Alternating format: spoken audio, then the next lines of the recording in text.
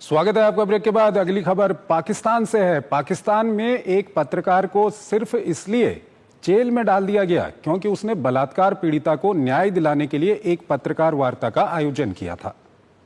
पाकिस्तान में ऐसी कितनी ही घटनाएं हैं जिसमें विवादास्पद पेका कानून का इस्तेमाल कर ऐसे ही लोगों का मुंह बंद किया जा रहा है।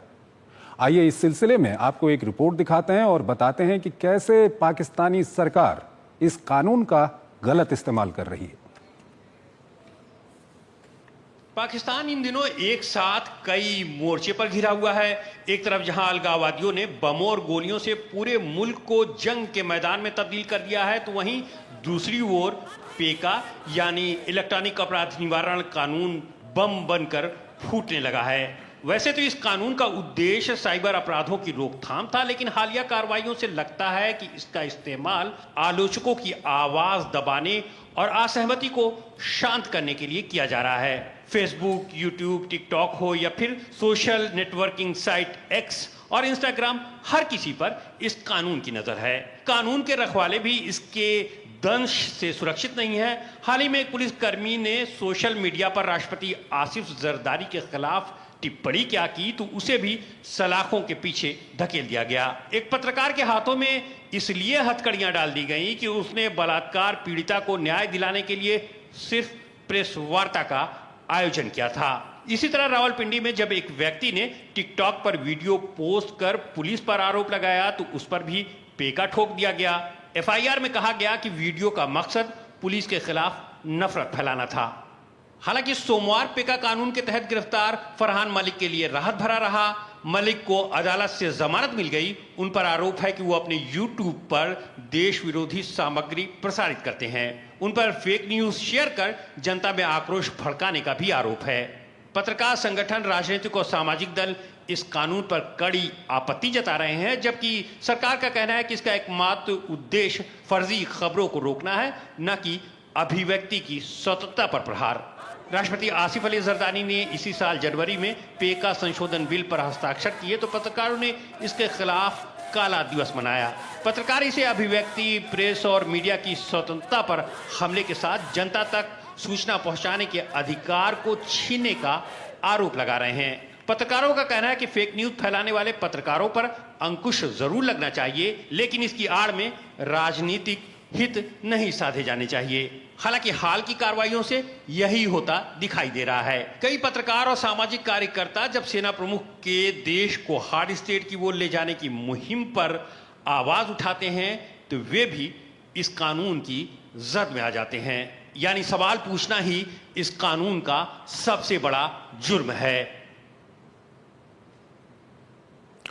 और इस खबर पर ज्यादा बात करने के लिए हमारे साथ आलोक बंसल जुड़ रहे हैं, विदेशी मामलों के जानकार हैं। उनसे हम बातचीत करेंगे। आलोक जी, बहुत बहुत स्वागत है आपका हमारे इस कार्यक्रम में। पहला सवाल आलोक जी आपके सामने यही रखना चाहेंगे कि सोशल मीडिया का दौर है, ये काफ़ी महत्वपूर्ण हो जाता है कि सोशल मीडिया का उपयोग फेक न्यूज़ के लिए या समाज में दुर्भावना फैलाने के लिए, आपस में लड़ाने के लिए ना हो, और इसके लिए सरकारें कानून भी बनाती हैं। लेकिन पाकिस्तान में पेका कानून का दुरुपयोग वहां की सरकार जिस तरह से कर रही है, क्या कुछ कहेंगे?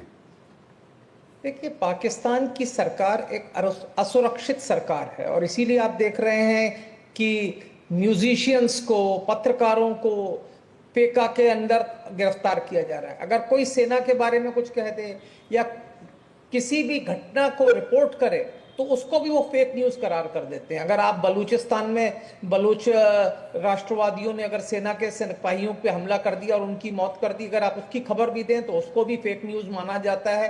पेका में इस तरीके का अमेंडमेंट कर दिया गया है कि कोई भी फेक न्यूज अगर दे रहा है तो उसके खिलाफ कोई कार्रवाई की जा सकती है।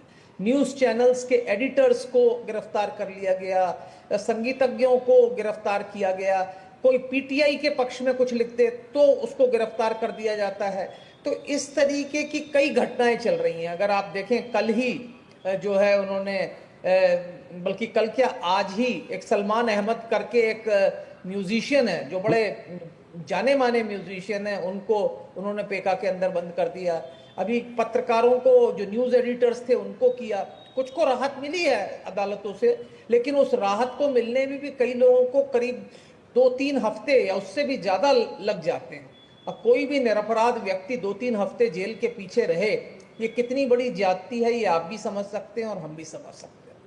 तो इस तरीके से पाकिस्तान की जो हुकूमत है वो अपने उन पत्रकारों का जो सत्य को उजागर करने की कोशिश करते हैं उनके खिलाफ कदम उठा रही है। क्योंकि क्या फेक न्यूज है, इसका डिसीजन कौन करेगा? क्या सरकार करेगी, सेना करेगी, पुलिस करेगी, कौन करेगा?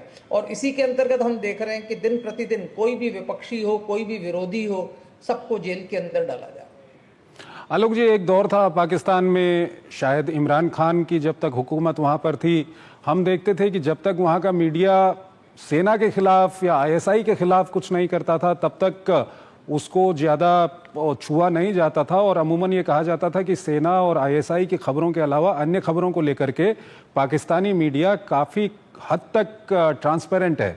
लेकिन आज की डेट में हम देख रहे हैं, अभी आपको याद होगा, आपने अच्छा याद दिलाया कि जाफर एक्सप्रेस वाला जो वहाँ पर पूरी घटना हुई थी, हमने पाकिस्तानी मीडिया में वो खबर उस तरह से कहीं देखी नहीं। देखिए, क्योंकि अब तो ये स्थिति है कि आज आप सेना के खिलाफ कुछ लिखें तो वो एक कानूनन अपराध है, भले ही आप सच लिखें।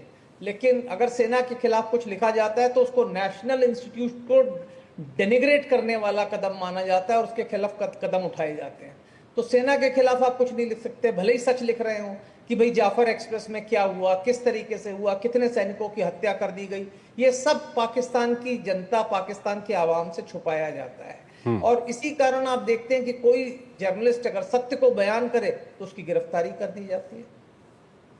तो ऐसे में कई सारी अंतर्राष्ट्रीय संस्थाएं हैं जो दुनिया के कई देशों में मीडिया की क्या स्थिति है और दूसरी क्या स्थितियां हैं उस पर लगातार वो अपनी प्रतिक्रियाएं देते रहते हैं, लेकिन पाकिस्तान की इस स्थिति को लेकर के कोई खास प्रतिक्रिया हमने अभी तक देखी नहीं। आलोक जी, नहीं, अगर आप देखें अंतर्राष्ट्रीय फ्रीडम ऑफ जर्नलिज्म की जो वो है, उसमें पाकिस्तान शायद दुनिया का दूसरा सबसे खराब मुल्क बताया गया है। पर हाँ, अगर आप कहें कि अगर कंटिन्यूअस बेसिस पे होना चाहिए प्रोटेस्ट, तो वो नहीं हो रही है शायद, क्योंकि इस वक्त दुनिया का ध्यान कई अन्य चीजों की ओर आकर्षित है। पर अगर आप देखें इंटरनेशनल जर्नलिस्ट की जो एसोसिएशन है, उसकी जो रिपोर्ट है उसके अनुसार पाकिस्तान शायद दुनिया में दूसरा सबसे खराब मुल्क है जर्नलिस्ट के लिए काम करने के लिए, दूसरा या तीसरा कुछ इस तरीके की संख्या है। तो उनकी जो स्थिति है ये तो दुनिया भी अब धीरे धीरे देख रही है। और जो ये जो कदम उठाए गए हैं अभी रिसेंट पास्ट में, इसके ऊपर शायद दुनिया का ध्यान इसलिए ज्यादा नहीं गया क्योंकि इस वक्त दुनिया में अन्य जो उथल पुथल हो रही है उससे लोगों का ध्यान जो है दूसरी तरफ आकर्षित है इस वक्त, और ध्यान इस गहन मुद्दे की तरफ जो है लोगों का नहीं आ रहा है। ठीक है आलोक जी, बहुत बहुत शुक्रिया आपका हमारे इस कार्यक्रम में जुड़ने के लिए, और काफ़ी महत्वपूर्ण अपना जो विश्लेषण है और पाकिस्तान को लेकर के आपकी जो महत्वपूर्ण जानकारियां हैं वो हमारे दर्शकों तक साझा करने के लिए बहुत बहुत आपका शुक्रिया। एक छोटा सा ब्रेक लेते हैं, ब्रेक के उस पार आज की